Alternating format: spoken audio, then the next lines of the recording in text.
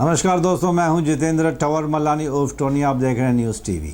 Maharashtra elections 2024 नवंबर दिसंबर में होने वाले हैं। इतनी कन्फ्यूजन है, ना ही पॉलिटिकल पार्टीज़ में कन्फ्यूजन है बल्कि आम जनता में भी अभी भी कन्फ्यूजन है। बहुत ज़्यादा कन्फ्यूजन है क्योंकि बड़े बड़े लीडर्स जो हैं, पॉलिटिकल पार्टी के इंचार्जेस हैं, वो खुद कन्फ्यूज़ ऐसे मुझे लग रहा है।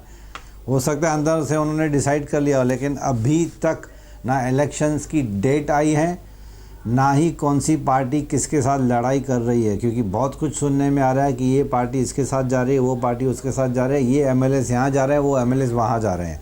तो जो अभी मैं आपसे शेयर करने जा रहा हूँ दोस्तों, वो प्योरली हाइपोथेटिकल है, मेरे मन की बात है। कहीं भी इस चीज़ का कोई भी कॉन्क्रीट प्रूफ नहीं है कि पीछे बैकडोर्स में क्या हो रहा है। जस्ट मैं ऐसे सोच रहा था, सोचा आपसे शेयर कर लूँ कि पॉलिटिकल पार्टी इस वक्त BJP largest and biggest party है महाराष्ट्र में, क्योंकि उनके पास सीट्स 100+ थे, 104 या 105 थे। उसके बाद फिर एकनाथ शिंदे उनके साथ जुड़े हुए हैं। एंड एकनाथ शिंदे हमारे अभी ऑनरेबल सीएम ऑफ महाराष्ट्र हैं, और अजीत पवार डिप्टी सीएम हैं महाराष्ट्र में, और फडणवीस को भी सीएम की पोस्ट है। अब मैं ये सोच रहा था दोस्तों, this is purely hypothetical, prediction भी नहीं है, जस्ट हाइपोथेटिकल। मन में एक सोचा मैंने कि कैसे होगा ये अगर बीजेपी को कम सीट्स मिलती हैं। अब यू नेवर नो, प्रेडिक्शन है, कुछ भी हो सकता है। बीजेपी को अगर बहुत ज़्यादा सीट्स नहीं मिलती हैं तो क्या एकनाथ शिंदे को फिर से वो चीफ मिनिस्टर की पोस्ट देंगे महाराष्ट्र में? अगर एकनाथ शिंदे की सीट्स ज़्यादा आ रही हैं तो उनका होल्ड हो जाएगा। अगर बीजेपी की सीट्स कम आ रही हैं तो अनफॉर्चुनेटली हो सकता है कि देवेंद्र फडणवीस को, with due respect to deputy CM mister Devendra Fadnavis को, क्या फिर से वो डिप्टी सीएम की पोस्ट एक्सेप्ट करेंगे? याद कीजिए कि किसी ज़माने में वो चीफ मिनिस्टर थे, कुर्बानी देके, सेक्रीफाइस करके उन्होंने, एक्चुअली देखा जाए तो एक पोस्ट कम ले ली थी, डिप्टी सीएम की पोस्ट उन्होंने एक्सेप्ट की थी। लास्ट मोमेंट पे डिसीजन लिया गया था। अब अगर अजीत पवार को सीट्स फिर से बहुत कम मिलती हैं तो क्या उनको बीजेपी उतना ही रेस्पॉन्ड करेगी फिर से, या फिर अजीत पवार का क्या होगा? वो इनके साथ रहेंगे या फिर शरद पवार की पार्टी में वापस चले जाएंगे? ये डिपेंड करता है कि उनको कितनी टिकट्स दी जाती हैं और कितनी सीट्स जीत के ले आते हैं अजीत पवार। एकनाथ शिंदे का मानना है कि खैर वो तो हर एक पार्टी बोल रही है कि हम मेजॉरिटी लाएंगे, हम बहुत ज़्यादा सीट्स लेंगे, लेकिन ये तो बाद में पता चलेगा जब एक्चुअल रिज़ल्ट आएगी। अब ये सोचिए कि अगर एकनाथ शिंदे ऑनरेबल सीएम की पोस्ट पे अभी जो हैं, उनको अगर डिज़ायरेबल सीट्स नहीं मिलती हैं तो क्या वो सीएम की पोस्ट से डाउनग्रेड होकर डिप्टी सीएम की पोस्ट एक्सेप्ट करेंगे? ये बहुत डिफ़िकल्ट है। एक बार सीएम की पोस्ट पे आपने काम किया, विद ड्यू रेस्पेक्ट, फिर आपको एक डिमोशन वाली पोस्ट यानी कि डिप्टी सीएम पे एक्सेप्ट बहुत डिफ़िकल्ट होता है। या फिर वही 2.5 साल वाला पैटर्न आ जाएगा कि 2.5 साल एकनाथ शिंदे, 2.5 साल Devendra Fadnavis. You never know क्या हो सकता है, कैसे होगा। अब अगर ये बात करें दोस्तों कि एमएनएस भी उनके सामने खड़ी हो गई है आके। एमएनएस ने भी, राज ठाकरे ने भी डिक्लेयर किया, मैंने पहले वीडियो में भी बताया था कि एमएनएस भी 250 के आसपास की सीट्स पे डिक्लेयर कर चुकी है, हम अकेले सोलो फाइट करेंगे।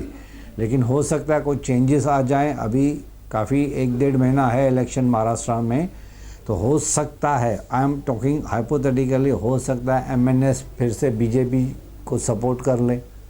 या फिर ये भी हो सकता है कि अगर एमएनएस, राज ठाकरे की पार्टी, देखिए राज ठाकरे को भी अंडर एस्टिमेट नहीं कर सकते हो, is a very popular figure, काफ़ी कमांड है पूरी महाराष्ट्र में उनके ऊपर। ये अनफॉर्चुनेटली ये है कि उनका कुछ सीट्स वगैरह ज़्यादा नहीं आई थी, तो पॉलिटिकली उनकी सक्सेस थोड़ी कम हो गई थी पिछले सालों में। But he still is a very popular figure in Maharashtra politics. उनको अंडर एस्टिमेट, उनको इग्नोर नहीं किया जा सकता है। हाइपोथेटिकली सोचें दोस्तों, अगर एमएनएस, राज ठाकरे की सीट्स बहुत ज़्यादा आ जाती है महाराष्ट्र में, तो उनका भी एक होल्ड बनेगा। फिर हो सकता है बीजेपी की मेजॉरिटी ना आए। सीट्स काफ़ी डिवाइड हो रही हैं आपस में। एकनाथ शिंदे की शिवसेना, उद्धव ठाकरे की Shiv Sena, Congress, NCP 2-2, Shiv Sena 2-2, BJP AIMIM Owaisi Asaduddin की पार्टी भी सोच रही है महाराष्ट्र में ज़ोर शोरों से जीतने अपना फाइट करने के लिए। फिर वहाँ से सुना है कि एक नया महाविकास अघाड़ी टाइप एक नया प्लेटफॉर्म रेडी हो रहा है, जिसमें 3 लोग हैं पहले से ही, प्रकाश अंबेडकर, बच्चू कोड़े, सॉरी मैं नाम थोड़ा प्रोनाउंस नहीं कर पा रहा हूँ मैं उनका, और तीसरे राजू शेट्टी। ये तीनों मिलके भी सोच रहे हैं कि एक अच्छा खासा होल्ड बना है महाराष्ट्र में। तो मेरे कहने का मतलब है दोस्तों कि इतनी सारी कन्फ्यूजन, इतनी सारी पार्टीज़ जब लड़ाई करेंगी, कैंपेनिंग करेंगी, तो पब्लिक को तो कन्फ्यूजन होगी। पॉलिटिकल जो बिग विग्स हैं, जो डिसीजन मेकर्स हैं पॉलिटिक्स में बड़ी बड़ी पार्टीज़ के, वो खुद अभी भी असमंजस में है कि वो एक्चुअली करें तो क्या करें, किस पार्टी का साथ दें, किस पार्टी को छोड़ दें, क्योंकि अभी तक सब कुछ हाइपोथेटिकल हो रहा है। तो मैं ये सोच रहा था कि अगर बाय एनी चांस MNS की सीट्स काफ़ी अच्छी साइजेबल वोटिंग हुई और उनको अच्छी खासी सीट्स मिल गई महाराष्ट्र में, तो फिर MNS राज ठाकरे हो सकता है वो किंग मेकर बन जाए। वो किस पार्टी को सपोर्ट करेंगे, you will be a king maker. तो खैर दोस्तों, ये बहुत ज़्यादा कन्फ्यूजन है, सोचा आप लोगों से शेयर कर लूँ कि रोज़ इतनी सारी चेंजेस सुनने में आ रही है। यूट्यूब पे सब लोग अपने अपने एक्सपर्ट जो हैं, पॉलिटिकल एनालिस्ट हैं, छोटे बड़े न्यूज़ चैनल से सब डेली एक नई नई चीज़ सुनने में मिल रही है कि कौन सी पार्टी किसके साथ जा रही है। बैकडोर मीटिंग्स हो रही हैं। अमित शाह जो होम मिनिस्टर हैं और बीजेपी के टॉप मोस्ट सीनियर लीडर हैं, yesterday he was in Navi Mumbai, day before yesterday he was in Navi Mumbai. तो काफ़ी कुछ डिसीजन लिए होंगे उन्होंने। I am not talking about Navi Mumbai, but पूरे महाराष्ट्र में इतनी सारी कन्फ्यूजन है, इतनी सारी बड़ी बड़ी पार्टीज़ एक दूसरे के सामने खड़ी हुई हैं। तो यू नेवर नो, जब पॉलिटिकल पार्टीज़ के इंचार्जेस को इतनी कन्फ्यूजन है, इतनी सारी ऑप्शंस हैं सबके पास अवेलेबल, तो ऑब्वियसली जो वोटर्स हैं वो तो बेचारे कंफ्यूज होंगे ही होंगे। खैर एनीहाउ, मेरे ख्याल से 15 या 20 दिन में मैक्सिमम पता चल जाएगा कि कौन सी पार्टी किसको सपोर्ट कर रही है, कौन सी पार्टी किसके साथ अलायंस में फ़ाइट कर रही है, कौन सी पार्टी सोलो फाइट कर रही है। I think within 15-20 days में the picture will be very clear, and थोड़ी बहुत जो कन्फ्यूजन है वोटर्स के दिल दिमाग में वो भी थोड़ा बहुत क्लियर तो हो जाएगा। लेकिन फिर भी it's a tough fight, it's very interesting fight रहेगी महाराष्ट्र 2024 इलेक्शंस में। चलिए दोस्तों, thanks for listening to me, thanks for being with me.